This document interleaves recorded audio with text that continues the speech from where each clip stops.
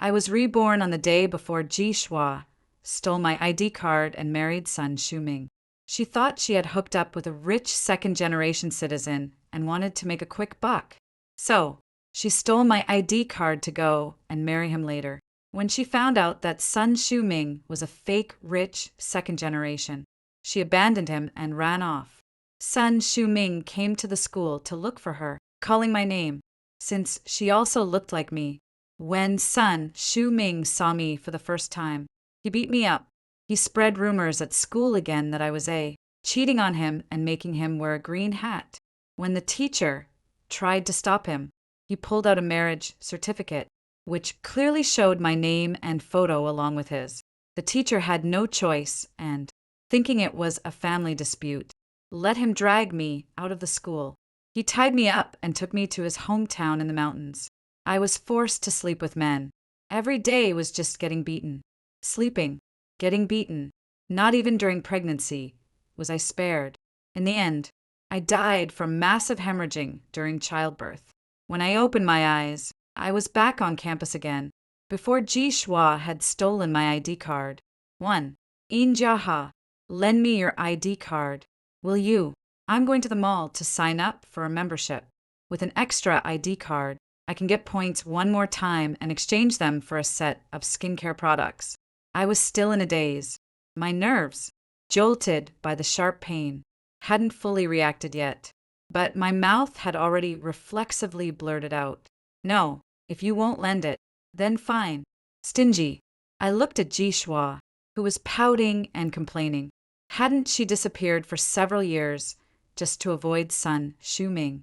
The surroundings were no longer messy mud brick houses, and there was no longer that foul, fishy stench. Was I in a dormitory? Recalling what Ji Shua had just said, had I returned to before she stole my ID card and married Sun Shuming? Thinking about this, my hatred for her surged uncontrollably. I looked at her with such venom that I wanted to tear her apart and swallow her whole. Unfortunately, she was busy putting on makeup and didn't notice the resentful look in my eyes. I'm going out to have dinner with my boyfriend. She looked at herself in the mirror and smiled with satisfaction. I'm going to a high-end place. I originally wanted to take you all along to broaden your horizons. But what a pity. So narrow-minded, treating a lousy ID card like some precious treasure, with that whole pitifully poor vibe. After speaking, she glanced at me disdainfully, picked up her bag, turned around, and left the dorm. Was she going out to meet Sun Shuming now? Watching her back as she went downstairs, I thought for a moment, then took my phone and left as well. There are always lots of small ads for making IDs near the university. I casually found a phone number and called it, after confirming that they could make an ID card. The other party told me to send over my information. I found all the classmates' information in the class group chat, dug up Ji Shua's ID number, then changed 2 characters in my name to homophones, turning Lin Jiaha into Lin Jiaha, and also edited my ID photo a bit. The reason Ji Shua chose to use my ID card was that she looked a lot like me. On purpose, she copied my style of dress, but the clothes I had bought and cut her hair into the same hairstyle as mine. Sometimes, even our classmates couldn't tell us apart from behind. I edited out the distinctive tear mole in my photo, and then altered my facial features to make them look a bit like Ji Shua's, so that whoever looked at it could say it was me, or could also say it was her. I sent all the information to the person handling the documents, told him it was urgent and needed to be done by tomorrow, and paid extra for express processing. After paying 3 times the amount, I got my brand new ID card the next morning. Shue didn't come back last night. She probably fell head over heels for the rich second-generation guy she had just met and spent the night with him. As usual, when I had no classes, I went to the library to study. I left the card holder containing my ID card in the drawer of my dorm room, which wasn't locked that evening. After I returned to the dorm with my roommates, who had also gone to the library, I found that the ID card in the card holder was missing. It seemed that Ji Shua wasn't a particularly careful person, either. She had never even looked closely at the ID card she stole out. Not only was the ID number wrong, even the name wasn't mine. 2. For the next 2 months, Yao Shanshan, who shared my dorm, and I were inseparable all day long. We went to class together, ate in the cafeteria together, studied in the library together, and returned to the dorm together. And more than once, I casually let my classmates know that my parents were very traditional and that after graduation, I had to go back to my hometown. So, I wouldn't be dating in college. Ji Shua still didn't come back to the dorm at night, and she often skipped classes. She regularly had dorm mates sign in for her, and after I refused several times, she bribed Minyu, who also lived in the dorm, with an Armani lipstick to help her get by, until one day, Ji Shua suddenly moved back into the dorm and started attending class normally every day. My heart stirred, and I asked the teacher for a week's leave to go home because my mother was going to have surgery. In my previous life, my mom also had a minor surgery around this time, but they were afraid I'd worry and didn't tell me. In this life, I didn't want to face Sun Shuming's unreasonable harassment at school, so I went straight home to keep my mom company. On the third day after I got home, Yao Shanshan suddenly called me. Xiao He, hurry back. A man came to the school and has been asking around campus for you, saying he's your husband. I perked up immediately. He'd finally come. What husband? I don't even have a boyfriend. I've been with you inseparable these past few months, whether I have a man or not. Don't you know? Of course I know. But he's now smearing you everywhere, saying you cheated on him and put a green hat on him, that you're an adulteress. He said every nasty thing he can think of. Shan Shan's tone was full of concern. Hearing her concern, I felt a warmth in my heart. Getting to share a dorm in college is fate, and meeting a friend you can confide in is always a happy thing. Are you sure the person you're looking for is me? There are tens of thousands of people at the school. What if it's someone with the same name? I casually reminded him over the phone. Good point. I'll go ask around on the bulletin board and see if anyone knows the woman he mentioned, what her full name is, and I'll help clear things up for you while I'm at it. After hanging up the phone, I also opened the confession wall where people were already arguing heatedly about this matter. Shameless woman spotted at school. Poor guy got cheated out of both money and love. The post laid out my information in great detail. My grade, major, class, and name. The person who wrote it was probably a man. When describing my deception and betrayal of Sun Shuming, he sounded outrageously indignant, as if he personally felt the same pain, and it deeply infected the readers, who all followed along to curse me as the shameless woman. Women these days are all acting like, yet they still want to be pure, and above it all, still a female student. What kind of good stuff could someone be who got married before even graduating from college? Exactly. No matter how pure she pretends to be, she's still trash. Being a woman is still the best. Just spread your legs and you can scam money. Brothers, watch out. Some female classmates couldn't stand it anymore and spoke up for me. This guy didn't even present any evidence, and you believed it just because he said so. What kind of organ is growing out of your necks? If you don't have the ability to think, then learn to keep your mouth shut. I could also say that the 4-character younger brother is my husband, too, who doesn't know how to daydream.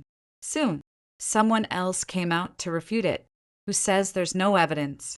I saw their marriage certificate with my own eyes. So, they even have a marriage certificate. Then it must be real.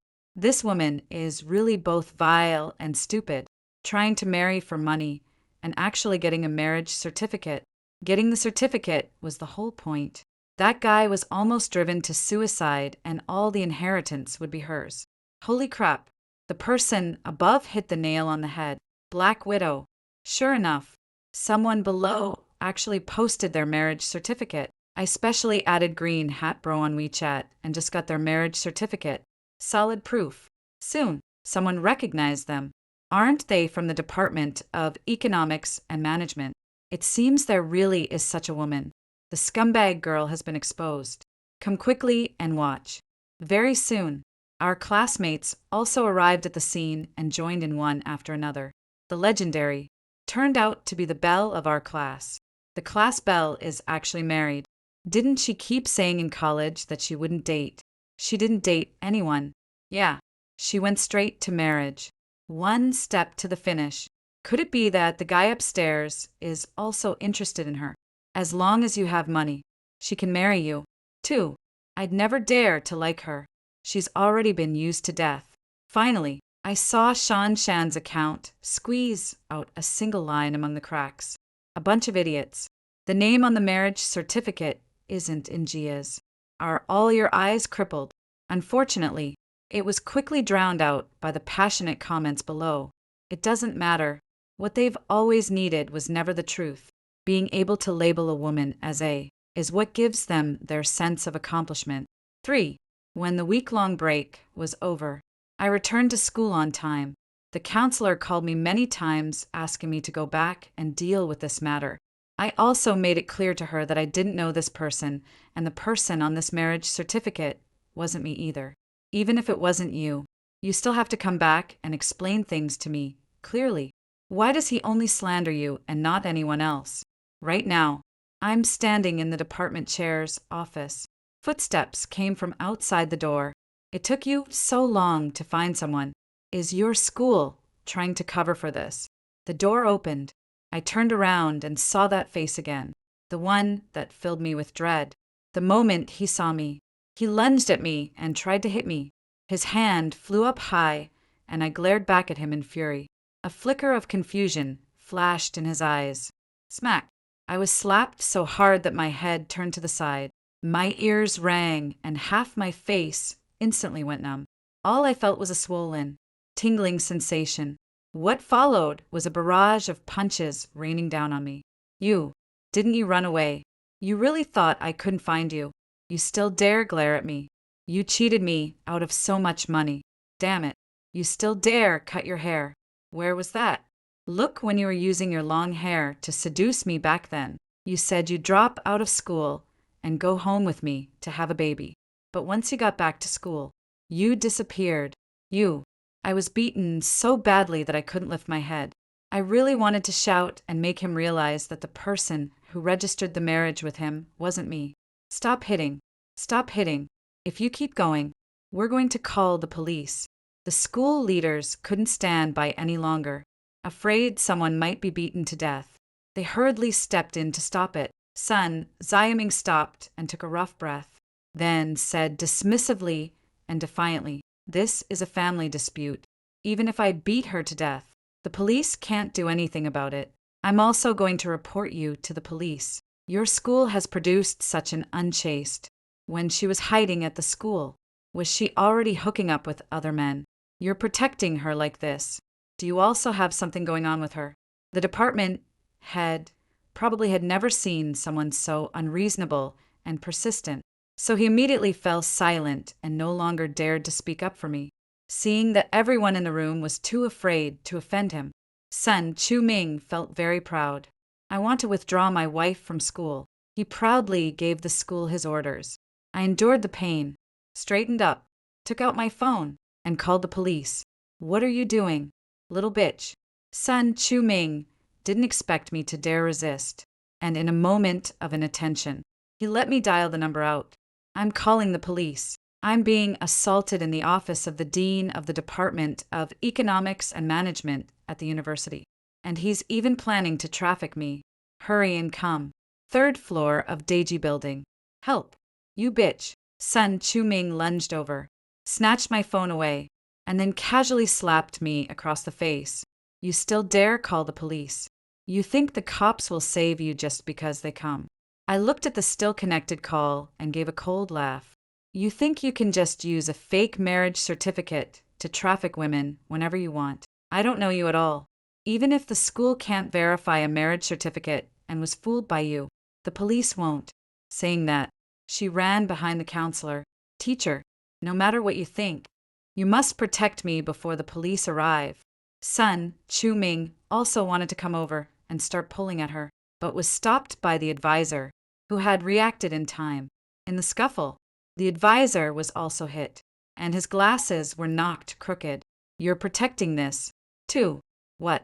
Has she slept with all of you? What nonsense are you spouting? The advisor retorted in shame and indignation.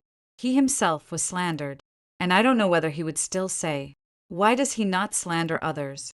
Only you. This is my wife. You can't just sleep with her for free, can you? I've spent quite a lot of money on her. Guys, aren't you going to compensate me a little for my losses?" Sun Xueming stopped hitting anyone and stood there with his hands on his hips, teasing the counselor and the department head, looking as if he had them completely under control. When the police arrived, they happened to hear him saying smugly, "I'll charge you 200 yuan a time. She's a female college student. So, this price lets you sleep with her once. It's a pretty good deal." What? So, there's not only assault and trafficking here, but also organizing prostitution. The two police officers pushed the door open and walked in, and one sentence was enough to silence the wildly laughing Sun Xueming. "Officer, help me. I don't know him. Officer, this is a family dispute. It's all a misunderstanding," Sun Xueming and I said to the police in unison, seeing that I still dared to speak over him.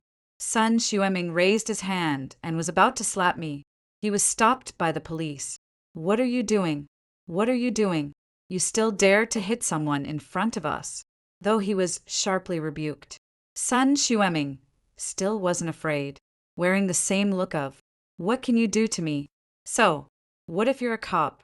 I'm hitting my cheating wife. That's only right and proper." Seeing that he looked like a thug, the police then glanced at me with an expression of, "How could you have such poor taste?" and said to us both, "Take out your IDs." I took out my ID card from my bag and handed it over. Sun Xueming not only handed over his ID card, but also gave them our marriage certificate. "See, this is my wife. We just got our certificate a month ago." He grinned as he explained it to the police. The elderly police officer took our identification documents without paying any attention to him. Frowning, he looked them over repeatedly for quite a while, then handed the documents to the young police officer, checked the ID numbers on them. The young police officer took out the device and began searching as instructed. "What's wrong?" Sensing that something was off, the counselor asked. I checked both of their documents. "This marriage certificate does not belong to either of them." The police officer frowned and explained, "How is that possible? We went to the Civil Affairs Bureau together to get it." Upon hearing this, Sun Xueming immediately shouted in rage, "Are you cops in cahoots with this, too? Otherwise, how did you show up as soon as she made a phone call? What are you talking about? If you keep spouting nonsense, we can arrest you and take you to the police station. You know that." The young policeman immediately shouted a rebuke. Unexpectedly, Sun Xueming was not intimidated at all and instead began throwing a tantrum. "Come and look. Everyone, this, who cheated on me, not only seduced school leaders into shielding her, but also slept with a police officer to help her. I was swindled out of my money. No one will stand up for me, and I can't go on living." As he spoke more and more outrageously, the two police officers exchanged glances, and then the older officer said in a deep voice, "You've been making a scene for so long. Haven't you noticed that the name and ID number on the marriage certificate in your hand don't belong to this girl at all?" Turning back, he angrily rebuked the school leadership. "None of you even checked his ID before letting him make such a scene. How could that be possible?" Sun Xueming snatched the ID over at once and carefully looked over the information on it. "It must be fake. Her ID card has to be fake." His hands trembling, he said in disbelief, "We checked her ID. It's real. And the name and ID number match what's in the system." The police officer pointed at the marriage certificate and said solemnly, "The marriage certificate also appears to be real. So the person you married is someone else. And we checked the bride's ID number on the marriage certificate, and in the system it belongs to someone else. Do you want to see whether you recognize her?" "Yes, yes, yes." Sun Xueming gritted his teeth. I want to see exactly what these are up to. On the police officer's public system, Ji Shua's face appeared clearly. How come these two people actually look pretty similar? The department chair leaned over to take a look and said in surprise, "She's my classmate, and we're in the same dorm." I glanced at the instrument, pretending to be very surprised. She even asked to borrow my ID card before, but I didn't lend it to her. So she made an ID card herself to impersonate me. When did she borrow your ID card from you? Sun Shu Hemming clenched his teeth nearby. About 2 months ago, I think. She said she was going to meet an online friend. I said innocently. Then he often left early and came back late, skipped classes, and only returned to the dormitory to live there some time ago. Jishua. Sun Shu Hemming looked at the name above, grinding his teeth in anger, looking closely at the woman in front of him. Not only was her hairstyle different, but the woman he married also did not have a tear mole on her face. You are her teacher. You must help me find her. Sun Shu Hemming was not someone who reasoned things out. Seeing that I had been cleared, he immediately latched onto my advisor. I'll call right away. Seeing that we were all looking at him, the mentor also felt a wave of pressure and immediately picked up his phone to dial. The number you have dialed is turned off. How could it be turned off? Did you hide her? Seeing that the phone could not be reached, Sun Shu Hemming immediately started making a scene. Afraid that he would cause trouble, the counselor immediately sent a message in the class group chat, asking the students where Ji Shua had gone. The class monitor replied that she had not come to class for a week, and no one knew where she was. You're her advisor, and yet you have no idea where your student is. The young policeman said sarcastically, "We are at a university. They are all adults. Teachers can only be responsible for their safety, and we can't take care of anything else." The counselor was already irritated and didn't care who had said it. While looking down to send a message, he replied, "Otherwise, how could she have been tricked into marriage by a thug?" That one sentence ignited Sun Shua Ming's fury. Who are you calling a thug? Your student is the scammer. She cheated me out of both money and sex. She swindled away the money I had saved to marry a wife. If I can't find her, I'll sue your school. Your school is nothing but a scam school. Don't think I'm afraid of you just because you have power and influence. I'll expose this online when the time comes. I'll live stream myself hanging to death at the gate of your school. Watching Sun Shua Ming's manic behavior, I sneered to myself, "You won't die anyway. You're the pride of your whole family, the hope of the entire village." For Sun Shua Ming was the first person in his village to get into college. Although he was only a junior college student, at least he had gone to study in the capital. He came to the capital carrying the hopes of the whole village, only to find that he was worth nothing at all. The job he found after graduation could only barely keep him fed. When he left home, the people back in his hometown were counting on him to marry a city girl and bring honor to the family, no matter what. He could not go back in such a down-and-out state. So, he decided to first trick himself into getting a girlfriend. Fortunately, he looked presentable enough, not with the rustic, unsophisticated air of someone from the countryside. After a few years at school, he had also learned to dress in a minimalist style, so he looked neat and fresh. Unfortunately, the girls who had jobs were all too shrewd. After spending some time with him, they could tell that he wasn't as rich or capable as he made himself out to be. After being called a pretentious, disgusting loser a few times, he cursed these women for being so materialistic. While shifting his attention to college students, he and Ji Shua met in a game. Pretending to be rich in the game is much easier. You don't need to spend much money to buy some nice-looking skins and gear. Then, if you generously give a few skins to a girl, she'll naturally be moved. Ji Shua often showed off to us how many nice-looking items her boyfriend had given her. He succeeded in his last life, too, while he had me so beaten up that my head was spinning. He arranged for me to withdraw from school. Then, he found a ride with a fellow townsman and hauled me all the way back to our hometown in the Endless Mountains. I had nowhere to turn for help. His neighbors only saw him bring back a fair-skinned city person who was also a college student and thought he was really something. He also used my phone to send messages to my parents, saying that this semester was very busy with studies and that I didn't have time to call. The living expenses my parents have kept transferring to me have also become his bragging rights. The wife from the city not only gave him children, but even paid the costs of raising them. She really brought honor to the men in their village. When he beat me so badly that I gave birth prematurely and in the end bled to death. My parents thought I was staying at school during the holidays to work on a project, and they kept transferring money to me. Thinking of my parents, I couldn't help feeling overwhelmed with grief and with tears in my eyes. I glared hatefully at the irritable son, Xueming. Seeing that I was staring at him, he not only showed no guilt, but even reached out to grab me. The police officer reacted quickly and shielded me behind him. "What are you doing? I warn you to behave yourself." He ignored the police officer's rebuke, poking his finger so close it almost touched the officer's forehead. "This woman is in the same dorm as the who lied to me. They must be in cahoots. If I can't find her, I'm holding you responsible."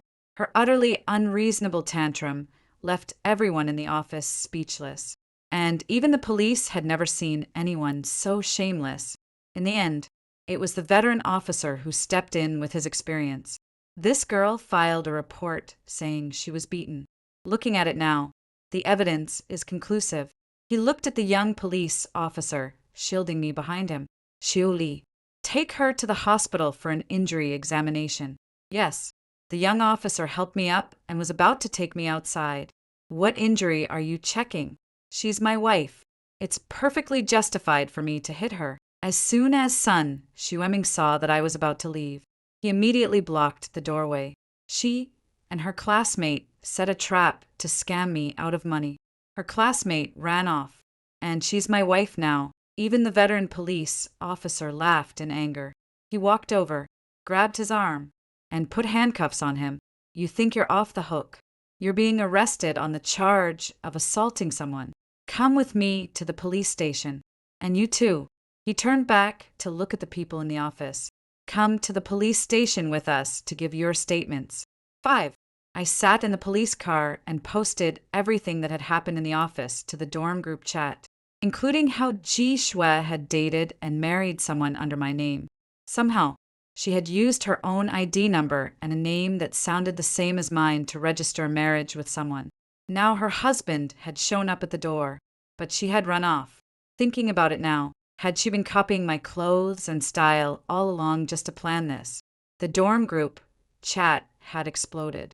They were all cursing Ji Shui for being scheming, treacherous, and wickedly trying to shift the blame onto others. At the same time, they comforted me and said they would help me go to the confession wall to clear things up and expose Ji Shui's despicable behavior, seeing that I had been keeping my head down and sending messages. The young police officer driving the car asked, "Are you contacting your family?" I froze. Looking up, I saw that he was still facing forward, concentrating on driving. After hesitating, I said, "Can I contact my family?" He chuckled. "Of course. You're the victim and you're a student. Isn't notifying your family perfectly normal?" I was speechless because I was raised by my parents to be independent from a young age, and I started boarding school in middle school. After so many years, I had never even asked my parents to come to school. I had already gotten used to handling everything myself. If my relationship with my parents hadn't been so distant, my parents wouldn't have been kept in the dark all along in my past life, and I wouldn't have missed my chance to be saved. Maybe I would have already been dead, while Sun Shuiming was still spending my parents' money. No longer hesitating, I dialed my father's phone number. "Hello," hearing my father's serious voice. My nose stung and tears flowed down uncontrollably. I called out in a choked voice, "Dad, what's wrong? What's wrong? Little sister, why are you crying?" My father, who had always been stern, immediately grew anxious when he heard my voice. Hearing my father's concern, I couldn't help regretting how, in my past life, I had let Sun Shuiming take me away so easily. I didn't dare imagine how worried and guilty my parents would have been after discovering I was missing. As I thought about it, I broke down and cried, sobbing heartbreakingly as I poured out all the grievances and pain from my past life. Beside my ear were my worried questions. I cried for a long time before finally, gradually calming down. Then hiccuped through my tears and told him what had happened. He listened quietly without interrupting my somewhat disjointed account, and only at the end asked me one question. That bastard said that if he can't find your classmate, he'll come harass you, too. Yes, he just insists that I'm his wife, and if he can't find Ji Shua, then I have to take responsibility for it. I was crying so hard that I kept hiccuping as I complained intermittently. I don't even know him. Why should I be held responsible for him after he hit me? When I was still dizzy and out of it, he even tried to arrange for me to be expelled. If the police hadn't arrived in time, who knows? Maybe he would have dragged me off to some mountain somewhere. Dad, I'm so scared. Hearing my last sentence, he finally became emotional. Little girl, don't be afraid. Dad is here. I'll be there right away. For now, stay with the police. Dad is flying over immediately. After saying that, he hurriedly hung up the phone. The young police officer who had been listening to our call didn't even get the chance to say a word to reassure him before the phone was hung up. Seeing him smile a little awkwardly in the rearview mirror, he said, "Your dad has quite the impatient temper." I was amused. Yeah, my dad's temper is this impatient. Just how anxious must he have been in my previous life? 6 after leaving the hospital after my injury examination, I was diagnosed with a mild concussion along with some soft tissue contusions. The little police car took me back to the police station to record my statement, and they comforted me, saying that based on the current evidence, if I pressed charges against Sun Shuiming, he could go to jail. I nodded, obediently waiting for my dad to come pick me up.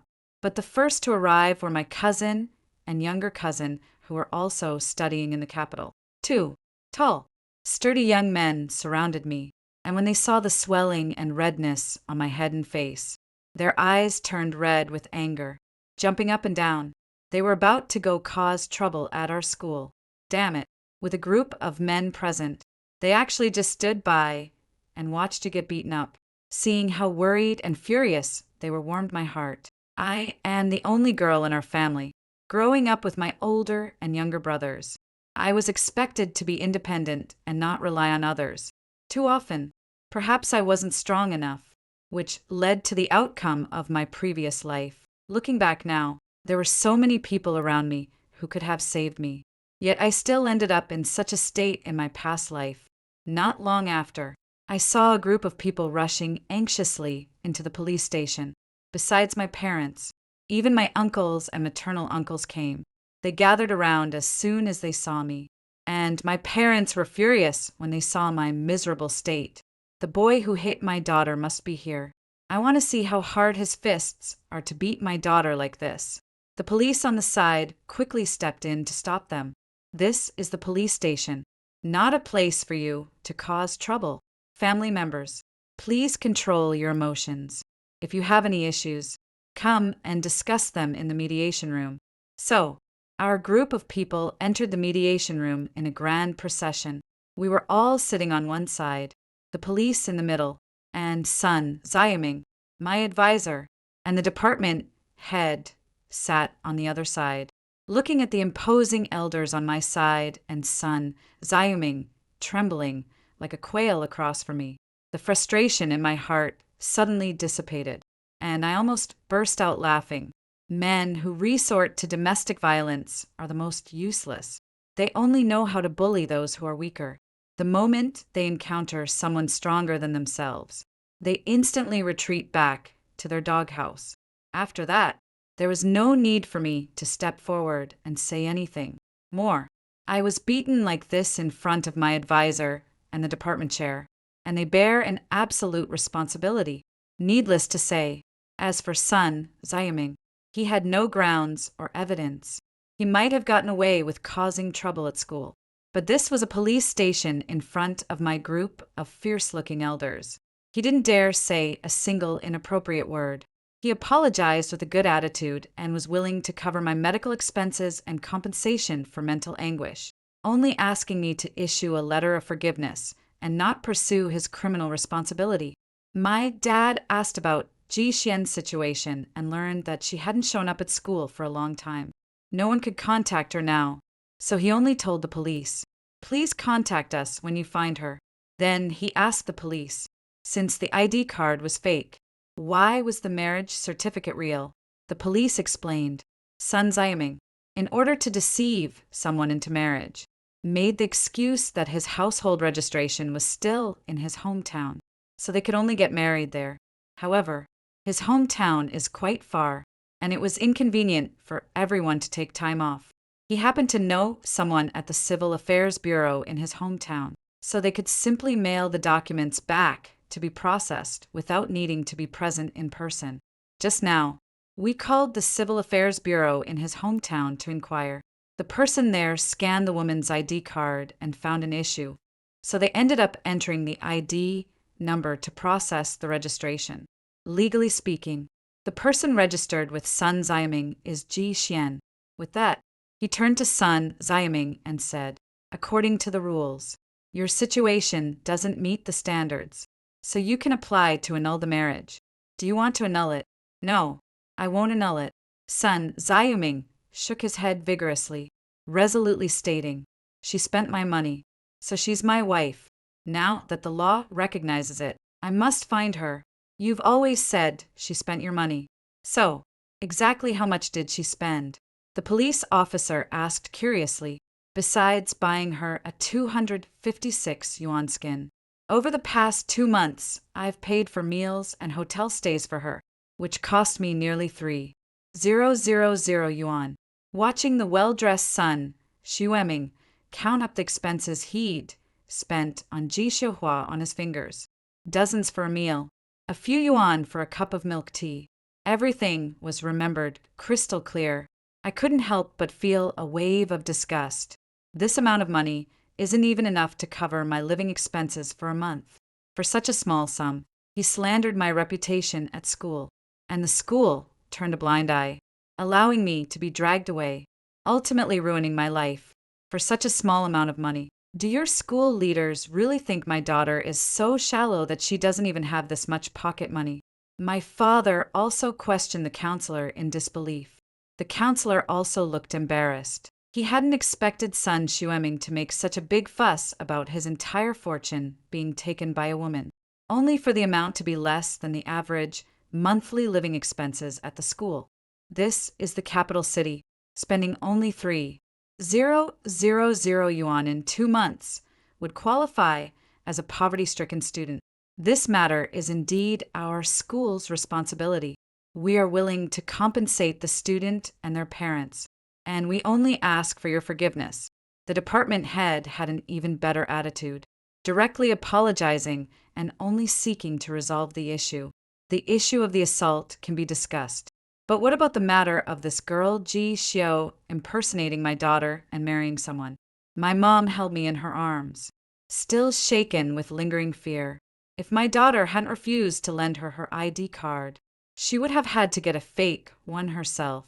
In the end, by some twist of fate, she brought disaster upon herself. What if she had succeeded? Wouldn't that have killed my daughter? Mom touched my bruised forehead and said angrily, "We can't just let this go. Someone this malicious has to be dealt with seriously." Upon hearing this, the school leaders exchanged a glance with the police and said with difficulty, "It's not that we don't want to deal with her. She's currently missing. If the police can't do anything about her, what about your school?" My mother didn't give them a chance to make excuses. Does the school need someone to be present in person to expel them? The department head sighed upon hearing this and reassured my mother, "All right, we understand your request. I'll discuss it with the school leaders when I get back. Please rest assured, Xiao Han needs time to recover during this period. We'll stay in the capital and wait for your handling results." My dad firmly laid down the law for them. Next, They discussed the amount and proportion of compensation they would pay me. I didn't listen anymore. Mom and uncle accompanied me to the hospital, where I was admitted for observation for a while. Since I had a concussion, lying in the hospital bed, I felt dizzy and disoriented. I endured the urge to vomit, feeling my mother's warm hand gently stroking my face. My eyes grew hot, and tears slid down the pillow, even though I had so much. In my last life, I had ended up with my family ruined and destroyed because of my own cowardice and carelessness. 7. After recuperating in the hospital for a few days, everything had already calmed down by the time I returned to school. The school issued a notice that Ji Shua had been expelled for attempting to steal a classmate's identity in order to commit fraud. Sun Shuaming recorded an apology video and posted it on the campus wall, where it stayed on the homepage for 7 days. My parents saw that everything had been settled and planned to spend a few more days sightseeing in the capital before going home, telling me to obediently go back to school and attend classes. I had been back in normal classes at school for less than 2 days when I received an unfamiliar text message on my phone. You think it's over just by dumping all the blame on her. You're both. And both of you have to come back to my hometown and marry me. Sun Shuaming still hasn't let me go. Why? If last time it was because he was deceived by Ji Shue and got the wrong person, then this time the situation is already crystal clear. Why is he still determined to keep pestering me? He dared to send me this message, which means he has confirmed that my parents are no longer by my side. Thinking that such a lunatic has been watching me from the shadows, I felt every hair on my body stand on end. Forward the screenshot of the text message to my dad immediately. I waited anxiously for my dad's reply, worried that Sun Shuaming might suddenly appear around me and kidnap me. After a while, my dad only replied with 3 words. Got it. That's it. A moment later, a few more words came through. Don't worry. Daddy's here. Looking at those few short words, my anxious heart instantly calmed down. I had always thought my parents wanted me to be independent. Thinking about it now, I realized I had been too narrow-minded before. No matter how independent I am, Mom and Dad will always be my strongest support. 8. I was still a bit nervous at first, walking with the girls from my dorm every day, but Sun Shuaming seemed to vanish into thin air, never appearing in my life again. I spent the next 2 years freely, but just before my senior year, a court judgment document was suddenly posted in the class group chat. The names Sun Shuaming and Ji Shue were clearly written on it. Somehow, the two of them had crossed paths again, and Ji Shue might have been under Sun Shuaming's control, because in the case, Ji Shue would arrange to meet people online under the guise of a hookup, and after entering the hotel room, Sun Shuaming would appear, claiming that the victim had harassed his wife, and then ask them whether they wanted to report it to the police or settle it privately. Many people who go out for hookups are already afraid of being exposed. So, how would they dare to report it to the police? As a result, the two of them succeeded repeatedly. Later, they encountered a reckless person who felt they had fallen into a honey trap and reported it to the police, although his actions constituted solicitation and violated the law. They also exposed Sun Shuaming and Ji Shue. Both of them were sentenced to 1 year in prison on charges of extortion. I never expected that the next time I heard about them, they would become legal offenders. It seems that the reason Sun Shuaming stopped harassing me later was because he found Ji Shue. Every grievance has its cause, and every debt its debtor, with her as the creditor. There's no need for me to be the fool. I shared this story as a joke in my family group chat. Before long, the chat was buzzing with activity. My dad, and a dog, together forever. My uncle, a worthless man with a hen, inseparable as glue and lacquer. My maternal uncle, a beast with a donkey, faithful unto death. My mom, where did you get such perfectly matched lines? So, you're forcing me to lose weight. Posting something this disgusting in the group chat. Just thinking about it now still gives me chills. I had nightmares for days after I came back. My poor, sweet daughter. I don't know if it's because mothers and daughters are connected at heart, but after seeing how I was beaten, my mom actually dreamed about my past life when she got home. She woke up crying so hard her eyes were swollen, insisting that we shouldn't have let Sun swimming off so easily. My dad and I comforted her for a long time, desperately trying to prove to her that it wasn't real and that nothing like that would ever happen again. Although she calmed down at the time, every time she remembers this incident, she feels upset for a long time. 8. Finally graduated. My cousin and younger cousin came to help me move my luggage. So, I comfortably said goodbye to my classmates, reluctantly hugging Shan. I urged her to come visit my hometown, promising to host her the entire time. Finally, amidst their impatient expressions, we finally finished our goodbyes and got into the small car packed with luggage. My cousin drove us out of the school gate. He drove me out of the city, and when we passed by the seaside on the highway, they suddenly couldn't hold back a laugh. What's going on? What's so funny? I was very curious. What is it? What is it? I can't tell you.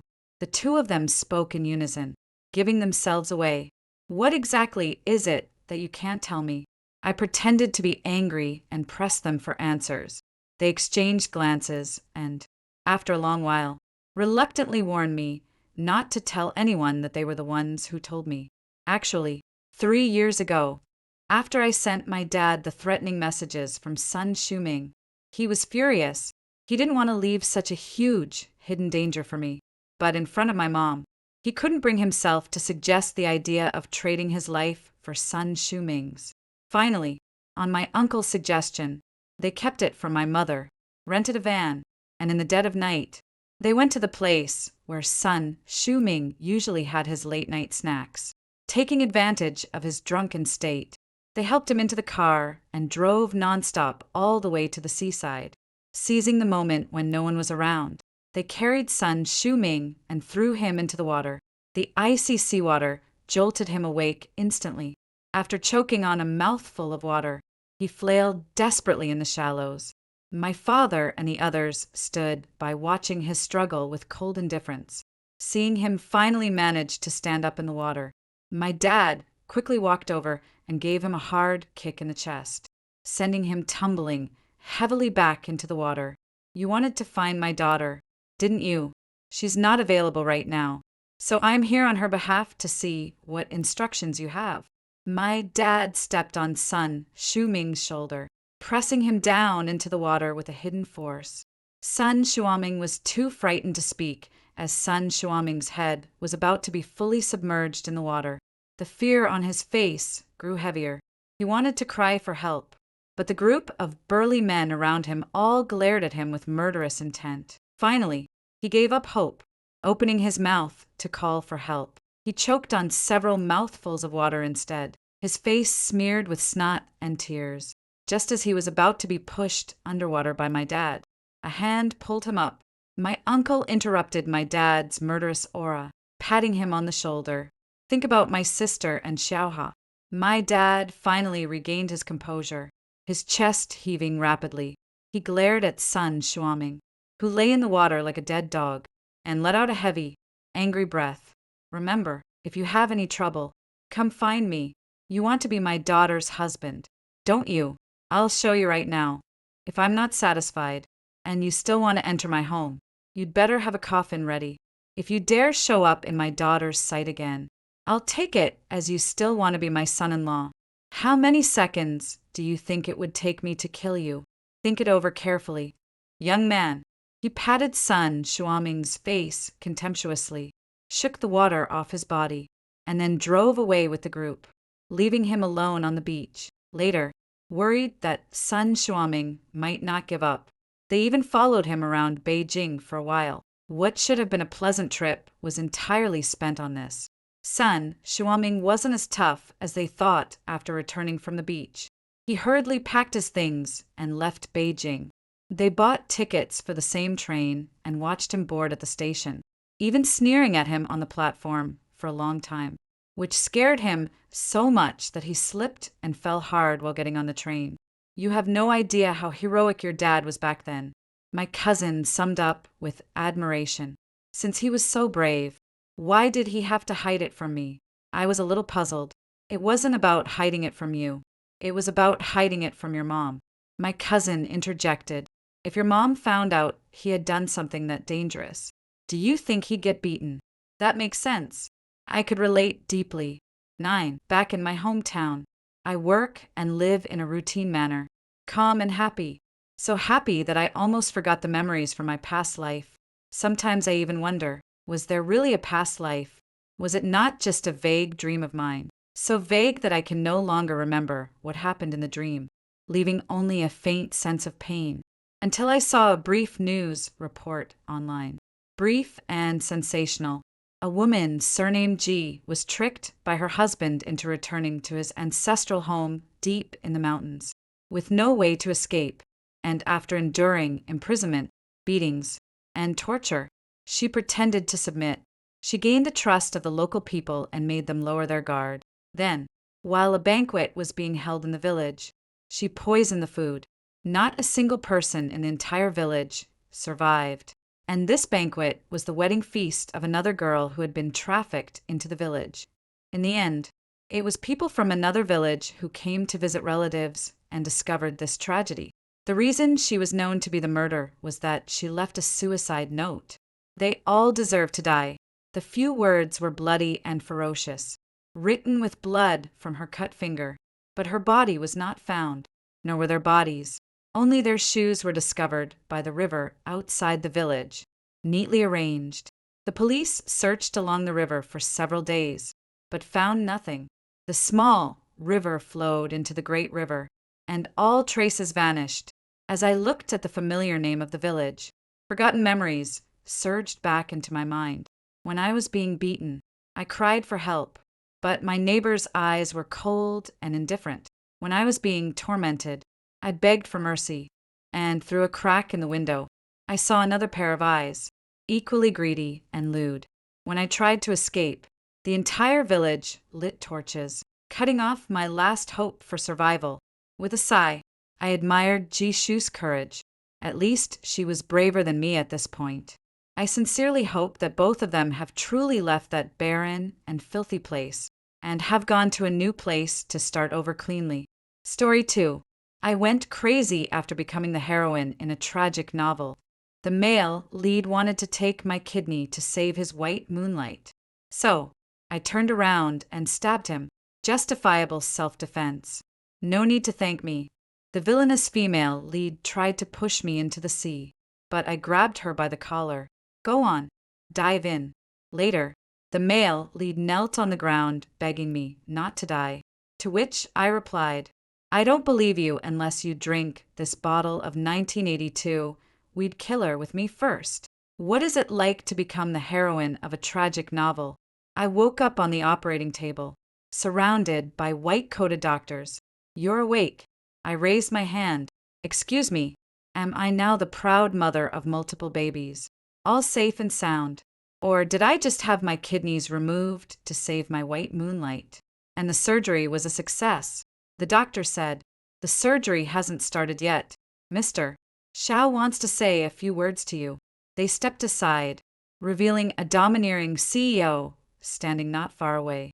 This was Xiao Yinzhua, the male lead who treated him like his first love, despite tormenting him countless times. Seeing him in the operating room still impeccably dressed in a sharp suit with shiny new black leather shoes and a faint scent of cologne, it was clear that the hospital's management standards were severely lacking. Having surgery in such a hospital, I probably wasn't far from death. Xiao Yan's eyes were dark and deep, his thin lips parting slightly as he spoke calmly. Gu Yu, you know how important Yi is to me. This kidney, consider it a debt I owe you. From now on, I will do as you wish and dissolve our engagement. Who cares? A kidney just for a promise to dissolve the engagement. Even the boss of Myanmar would have to tattoo your name on his back. I glanced around. A kidney, you say? Xiao Yun was taken aback, his expression turning wary. What? Do you want to back out? I lunged forward and grabbed the scalpel, laughing. How could I? I still want to go home. With that, I raised the scalpel to my neck. What a hassle. I might as well just give you my life. Being mysteriously transported to this godforsaken place was more than I could bear. I wanted to commit suicide and see if I could return home whether it would work or not. I had no idea. Blood splattered everywhere, and I felt a sharp pain in my neck. My heart hardened, and I pressed down even harder, determined to cut deeper. The surrounding doctors were horrified, frantically trying to stop me. Go you. No. Xiao Yun's face turned pale. Disbelief etched across his features as he charged forward to wrestle the knife away, roaring like a dying beast. But the knife in my hand didn't even pierce my dermis. Some unseen force seemed to block my actions, and no matter how hard I tried, I simply couldn't cut any deeper. Xiao Yunzue had already grabbed me to stop me from taking the knife, but I thought for a moment, and while he blocked the doctor's view, I plunged the knife into his throat. Didn't it just go in? Xiao Yunzue stared at me in shock, clutching his neck as blood splattered all over my face. I patted him on the shoulder. When the police arrive, remember to tell them it was self-defense. Fortunately, the incident occurred in a hospital. As soon as Xiao Yunzue collapsed, the doctors carried him onto the operating table next to me and immediately began emergency treatment. I sat cross-legged on the bed, watching the surgery with great interest. When Xiao Yunzue was successfully resuscitated, the doctor wiped the sweat from his brow and then looked up at me, stunned. How are you still alive? I touched the wound on my neck. My coagulation function was working well, and the wound had already scabbed over. As expected of me, I said, with regret, I hope the surgery fails and he dies soon. The doctors exchanged glances, then called the police. When the police took me away for investigation, I spoke with righteous indignation. They were forcing me to donate my kidney to Miss Chenille, so I fought back with all my might, accidentally injuring Xiao Yunzu, and even got my own neck cut in the process. The police said, but the doctors say you volunteered to donate your kidney. I widened my eyes. How is that possible? Donating organs requires a written agreement. Did I write one? And this agreement must be reviewed by the Hospital Ethics Committee. Did they review it? Without these legal procedures, how can you say I voluntarily donated? The police were convinced by my words, glanced at Xiao Yunzu's testimony, and asked in a puzzled tone, so Xiao Yunzu is suspected of organ trafficking.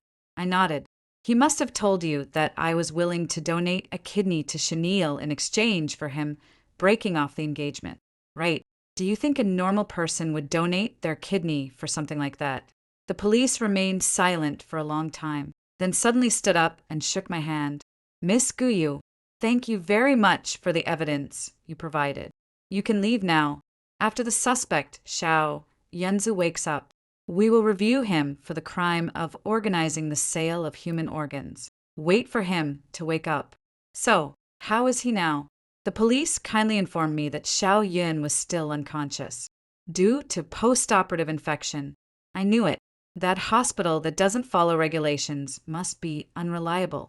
As I picked up the scalpel to stab myself, a girl's voice suddenly appeared in my mind. The voice, identical to mine, told me that she was the original female protagonist, Guyu, and that she had summoned my soul to this world to help her escape her original tragic fate. As long as I can free her from the male lead, Xiao Yunzu, I can go home. During this time, I possess the identity of the female lead, and I'm protected by the plot, ensuring I won't die. I believe that with my intelligence and wit, I can easily complete the task. Xiao Yunzu still has some of the male lead's aura. One morning, while I was having breakfast, he returned to the villa, his face pale, supported by the servants, trembling all over. I sipped my porridge and waved at him, greeting, Yo, not off to the sewing machine today. Xiao Yunzu disdainfully said, Guyu, you have no idea about my strength. Seeing his legs soft as noodles and trembling desperately, I gave him a sympathetic look, thinking that even if he went to the sewing machine, he wouldn't be able to do much. No sooner had Xiao Yunzu stepped inside than a well-made-up woman rushed in. Upon seeing me intact and lively, her eyes immediately reddened. Qin Yi stomped her foot and pointed at me, shouting at Xiao Yunzu, "Why hasn't her kidney been given to me? Are you still harboring feelings for her to the point where you don't care about my death?" I slurped a mouthful of porridge and said, "Let me tell you, sister, look at you, full of energy, and then look at Xiao Yunzu, so weak and feeble. It seems like he needs the kidney more than you do." Chen Yi's face turned ashen with anger. Xiao Yunzu hurriedly struggled to stand up, embracing her gently and saying, "This is an ahem accident. Don't worry. Ahem. I'll make her go through the surgery right away." He coughed violently, and Chen Yi's anger immediately vanished without a trace. She supported Xiao Yunzu with concern, asking, "Yunzige, gee, what's wrong with you? Did that vile woman do this to you?" I said, sarcastically, "Yes. It's the first time I've seen a criminal stop the victim from committing suicide. I was even ready to give my life to you, but Xiao Yunzi wouldn't let me, and he even rushed up to stop me. Chen Yi, does he really love you?" Chen Yi's tears immediately streamed down her face as she looked at Xiao Yunzu in disbelief. "Yunzige, is this true?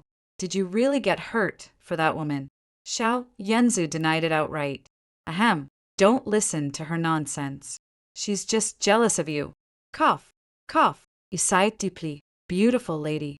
A man's words are the devil's lies. If Xiao Yunzu really loved you, why would he need a standing? During the years you were abroad for treatment, he slept with countless standings. Aren't you disgusted?" Qin Yi looked at Xiao Yunzu with tears welling up, covering her face as she turned and ran. Xiao Yunzu cried out in anguish, "Don't go." Then, abruptly turning to me, his gaze was as cold and sharp as a blade.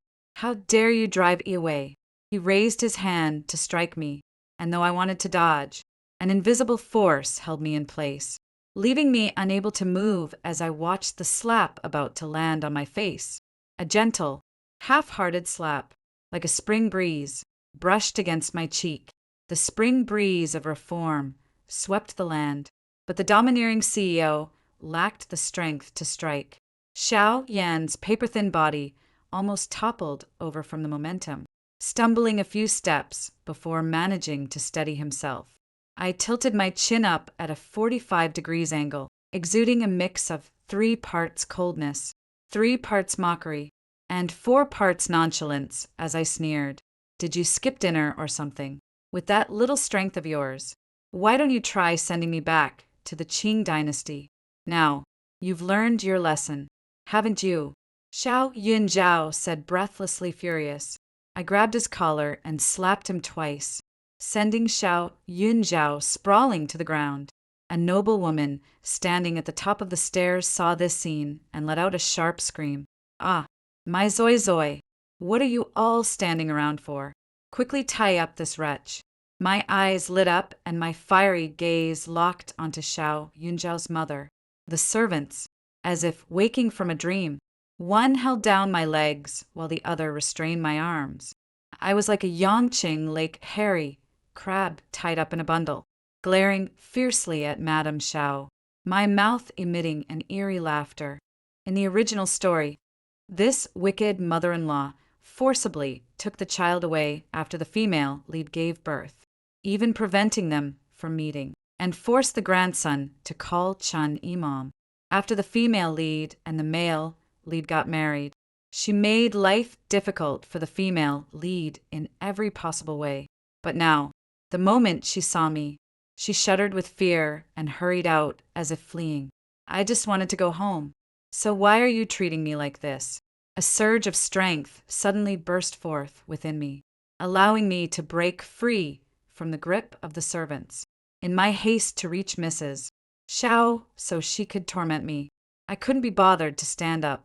Instead, I crawled on all fours, moving swiftly and stealthily, and in no time, I had reached behind Mrs. Xiao. Don't go, Mrs. Xiao turned around and was met with my feverish face and writhing, twisted body. She was so terrified that she froze, her only reaction being a piercing scream.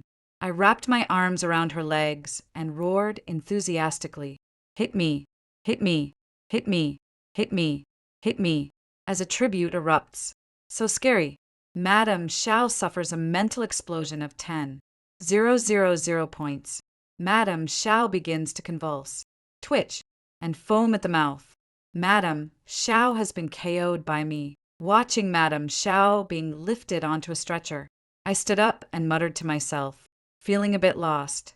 Why do all the wicked mother-in-laws seem to reform these days? Turning my head, I saw Xiao Yanzu still lying on the ground. I walked over to help him up, speaking softly, "Darling, get up quickly. It's time for domestic violence." Xiao Yanzu immediately closed his eyes. He fainted, alas. The boat home is long and arduous indeed. Xiao Yun and Madame Xiao were unwell. Chen Yi had been driven away by me, and I enjoyed several days of peace. It wasn't until this day that I received a call from the parents of this body. The female lead in the original story grew up as a young lady of a wealthy family, living a life of luxury until her family went bankrupt at the age of 18.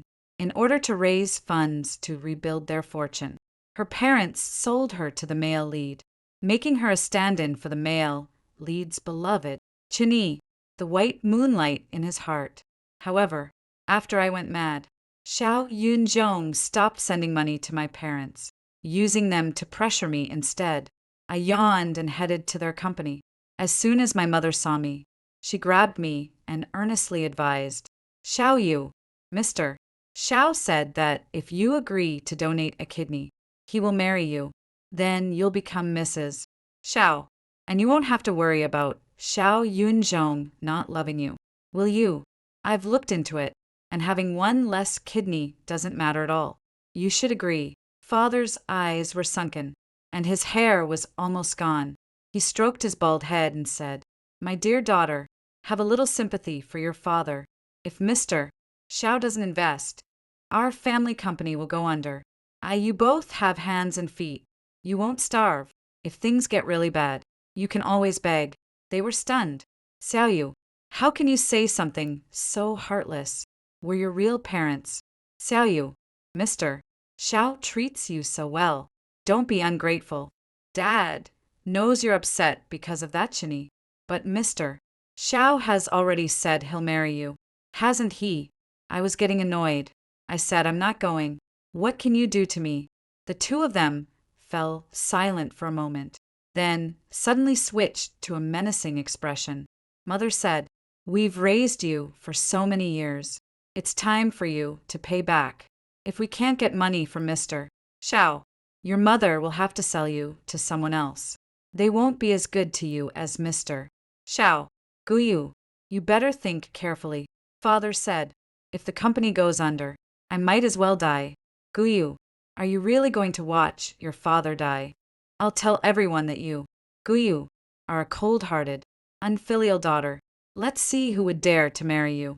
One would think the protagonist was adopted. I sighed. I had originally planned to use my wit and intelligence to handle the situation, but then I realized that going crazy would be the most effective approach. After all, I can't die anyway, if it's just about money. Let's see if you have the life to take it. Dad, Mom, I'm calling Xiao Yunza right now. As long as you two come with me to perform a scene on the rooftop, Xiao Yunza will definitely pay up." Father Gu and Mother Gu exchanged glances, revealing satisfied smiles. "Xiaoyu, Mom and Dad knew that you're the most obedient one." On the rooftop of the 117-story high-rise, the fierce wind brushed against my cheeks. Gu Mu, being pulled by my hand, glanced down and then turned her head away uneasily. "Xiaoyu, why did we come here? This building is so high. If we fell, Vidadi, wouldn't we?" Gu Fu rudely interrupted her. What a typical woman's sentimentality. Riches are sought in the midst of danger. By threatening Xiaoyu's life, Xiaoyun will definitely agree to lend us money. Gu Mu shrank back. "But isn't President Xiao, not fond of Xiaoyu.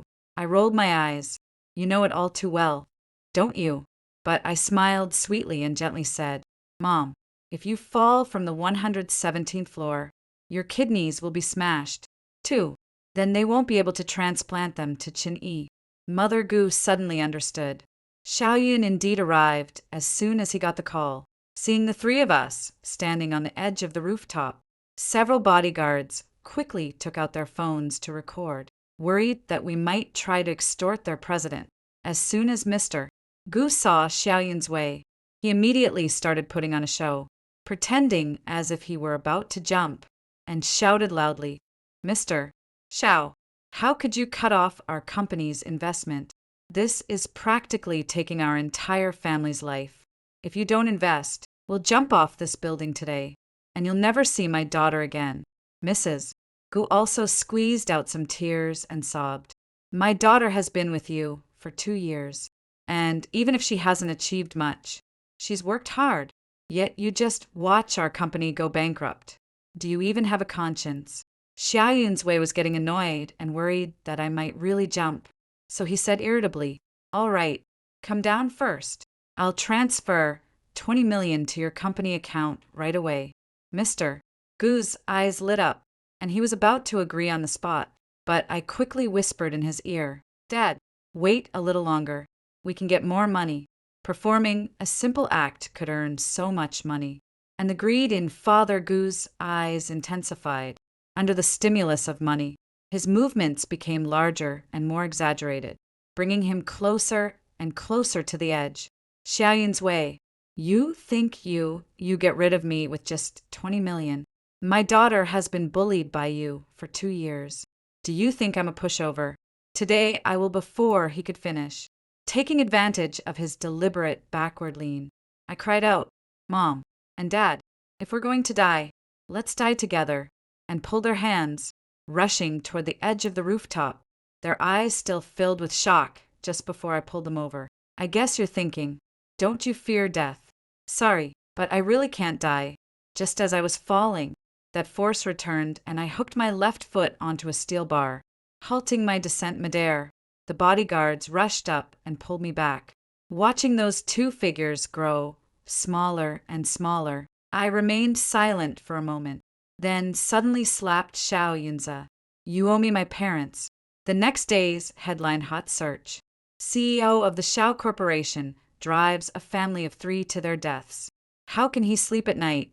No one cared whether the daughter in the family of 3 was actually dead or not. Just as Xiaoyun was recovering from a serious illness, he was thrust into the limelight again, causing the company's stock prices to plummet. Competing company Xiao Corp seized the opportunity, kicking them while they were down, and propelled themselves to become the industry leader. At this time, he had to lie low at home, but due to his depressed mood, he took me to a cruise ship restaurant for a meal. Chen-Yi was naturally present, glaring at me with venomous eyes as I happily devoured my food following behind Xiaoyun. She walked over, putting on an act of being delicate and innocent, and softly asked me, Guyu, can I speak with you alone for a moment? This sentence, in my mind, was automatically translated to, Can I kill you alone? I gladly agreed. We moved away from the crowd and reached the deck of the cruise ship. What a great spot. He probably hasn't been keeping up with the news, or she wouldn't know that the time someone fell from a place like this. It was my parents. I bet she's going to push me overboard. Chen-Yi took a deep breath and spoke first. What will it take for you to leave Xiaoyunzue? I thought about it, and if I couldn't complete the task, I might have to stay with Xiaoyunzue for the rest of my life. So, I shook my head and said, I'm not leaving. Chen-Yi was trembling with anger. You're just a stand-in. Yunzue Gij could never love you. Yes, yes, yes. She glared at me with a look of pure malice for a moment, then suddenly lunged forward, shoving me hard as she screeched, Then go die. In that instant, countless diving scenes I had watched on the sports channel flashed through my mind. With a smile on my face, I raised my hands tightly to the sides of my ears. preparing to plunge gracefully and powerfully into the sea. But I didn't make it in this time.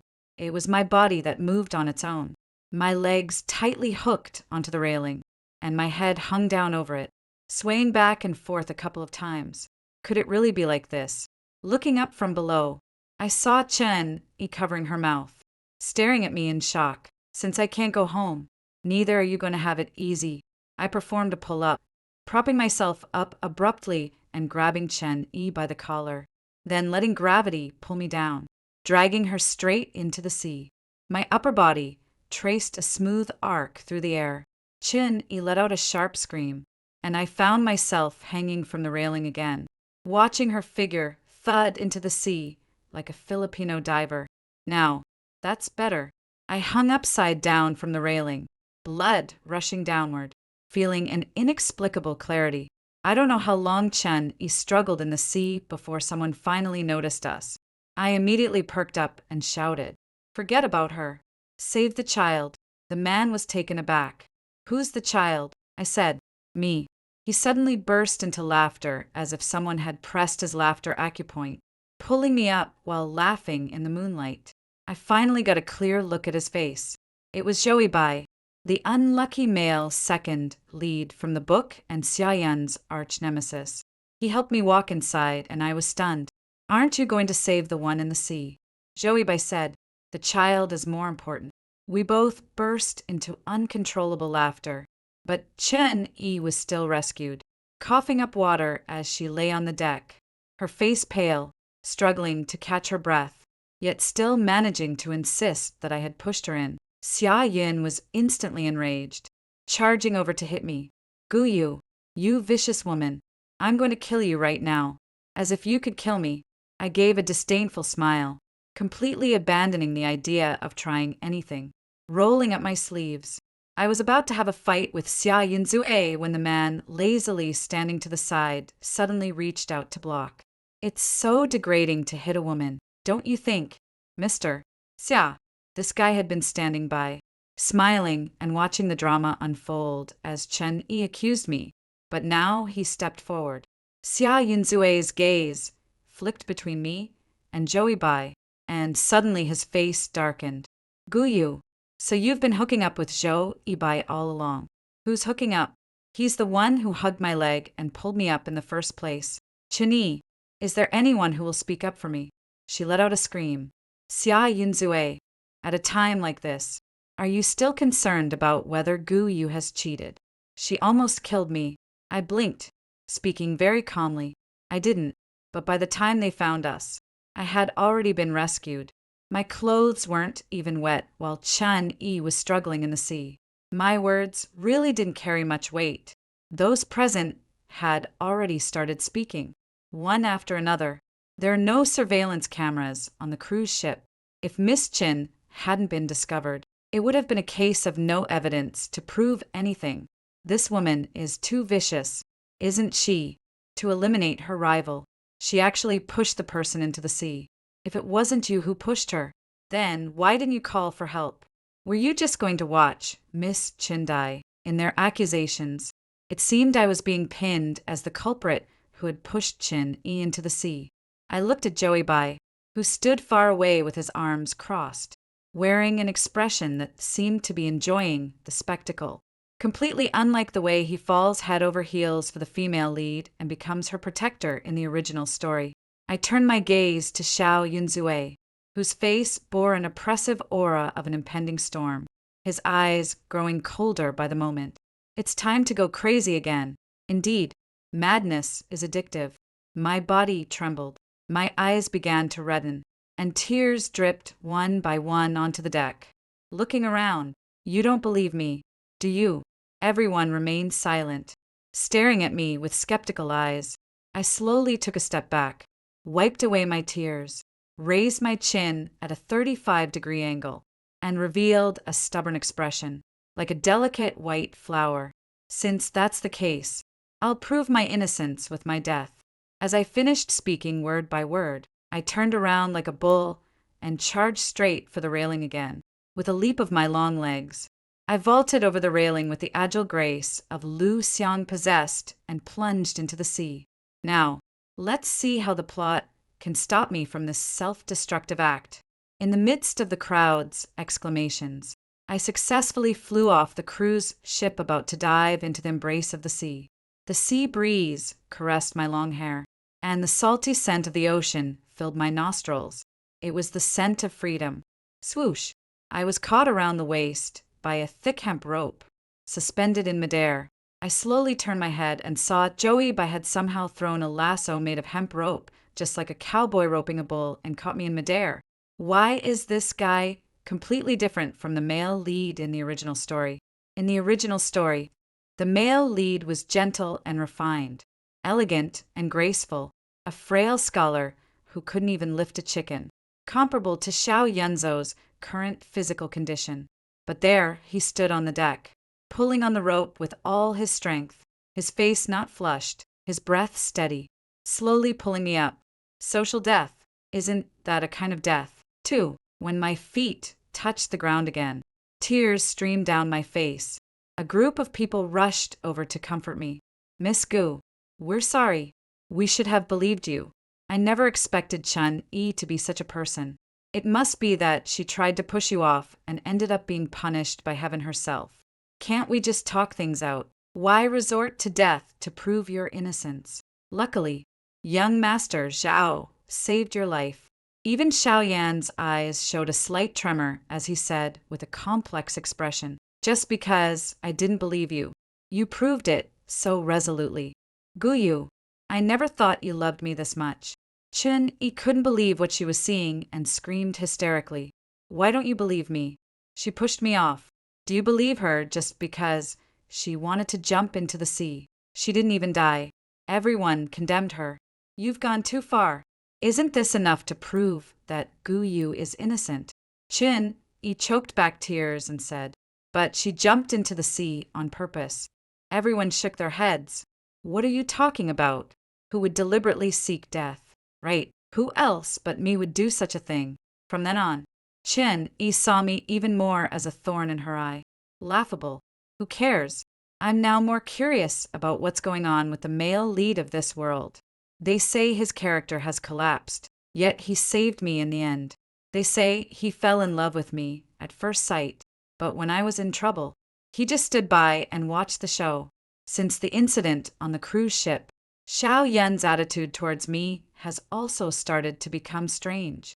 I thought he nearly believed that Chun-Yi was lying, that his rose-colored glasses about her had shattered. Little did I expect that Xiao Yan was the most discreet one, having investigated the past and discovered that the person who had saved him back then was not Chun-Yi, but Guyu in the original story. Chun-Yi became Xiao Yan's white moonlight because she had saved him when he was kidnapped at the age of 13. However, in reality, someone else had saved him at the time. Guyu had done a good deed without seeking recognition, and since she was still a wealthy young lady, she didn't care about the gratitude from the Xiao family. Thus, she didn't step forward when the Xiao family was searching the world for the savior. Guyu's childhood friend, Chun-Yi, came from a poor family. Having witnessed Guyu's act of saving Xiao Yan, she took credit for the deed, becoming Xiao Yan's white moonlight. She even went so far as to fabricate a kidney disease to demand the heroine's kidney. When Xiao Yan's wife stormed in with teary eyes, I was comfortably lying on the sofa watching Zhou Yibai on TV. He had taken over the role of the male third lead and was thriving in the entertainment industry. To be honest, the TV dramas he starred in were quite enjoyable. Xiao Yan's wife's eyes immediately locked onto Zhou Yibai's flawless, magnified face on the screen. His expression twitched, and he knelt excitedly in front of me, reaching out to grab my hand. "Guyu, I finally understood everything. It turns out that 10 years ago, we already had this fate." I waved my hand dismissively, like shooing away a fly. "Move aside. You're blocking my view of the TV. Guyu, are you still unwilling to forgive me? It was my fault back then when I asked you to donate a kidney to her. How can you forgive me?" I moved a bit to the side, immersed in the plot, and casually said, "And I for." And I, Xiao Yun remained silent for a few seconds, then suddenly said, "All right, I'll give it all back to you."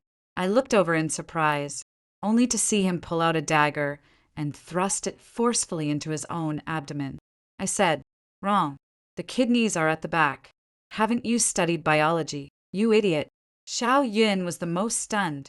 I bent down to carefully examine his wound, thinking that if we didn't call a doctor soon, the injury might just heal on its own. I sighed. "Forget it. If you're truly sincere about repenting, then stop messing around and just listen to me."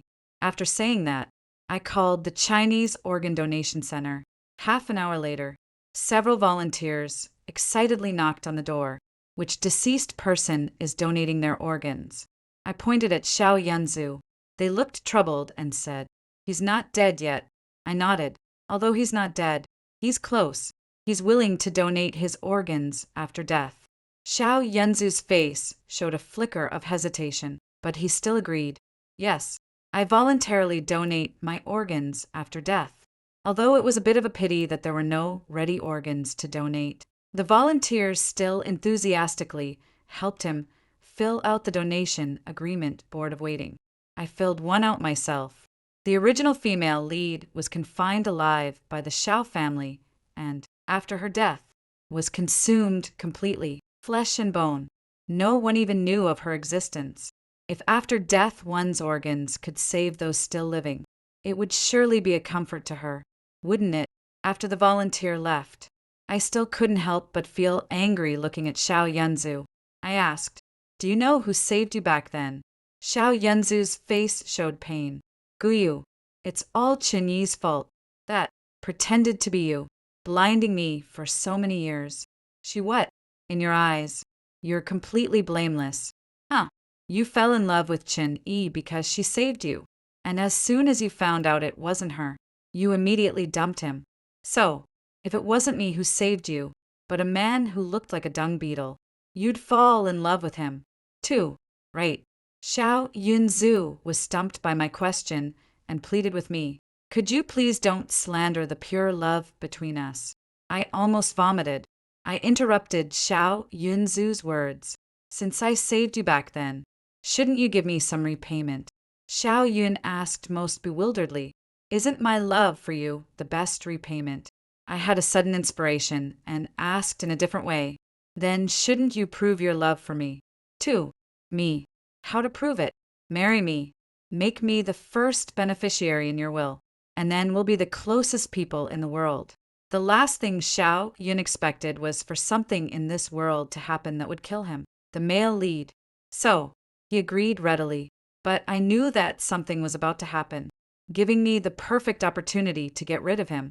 On Xiao Yun's birthday, Qin Yi and I were kidnapped. The kidnappers demanded that Xiao Yun choose one woman for a ransom of $100 million.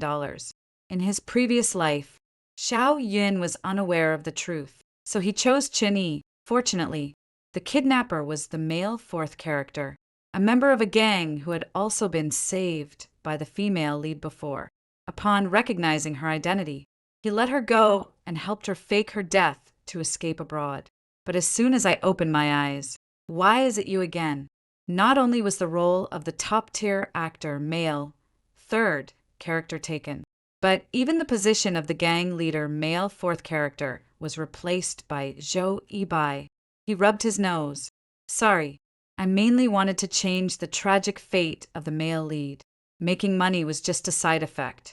I couldn't help but feel inferior. As a fellow traveler, I've been too busy going crazy, and I haven't earned a single cent yet. "Then go tie up Xiao Yanzu. He's the source of the male lead's tragic life. Why are you helping me?" But I didn't expect that, as a male lead traveler, his restrictions were greater than mine, forcing him to follow the plot. So, when I jumped into the sea, he was controlled by an irresistible force and caught me. It was like reliving a social death scenario, and I told him to stop, to say no more. "Here's the deal," he said. "You switch places with Qin Yi and let Xiao Yun choose.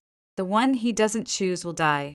Xiao Yun will definitely choose me, but when he realizes he's made a mistake and I'm about to die, he'll be devastated. That's when you take the opportunity to drug him and sell him to northern Myanmar. In my previous life, the female lead was forced to flee abroad by him. Now it's his turn to go abroad. Xiao Ibai shuddered. What a ruthless heart. I love it, with the plan set. Xiao Ibai stuffed me and Chini into two large cloth-wrapped cages. He gave me one filled with cola and spicy strips, and woke Chini up with her mouth gagged. Xiao Yun finally arrived alone, just as I had hoped. He said coldly, "If you have something to say it to me. Bullying a woman is not a man's way," completely forgetting how he almost charged at me in front of everyone that time. Xiao Ibai, wearing a mask, sunglasses, and a baseball cap, pointed a dagger at my cage and said, "Chini." Then he pointed to Chini's cage. "Do you choose one between the two for $100 million? I'll let you take her away." My eyes widened instantly. What? $100 million. Why didn't you mention this when we were discussing it after Xiao Yun's death? Isn't all the money going to be mine? That $100 million will be mine. 2. Xiao Ibai, how dare you take my money? I saw the cage where Chini was, making a muffled sound.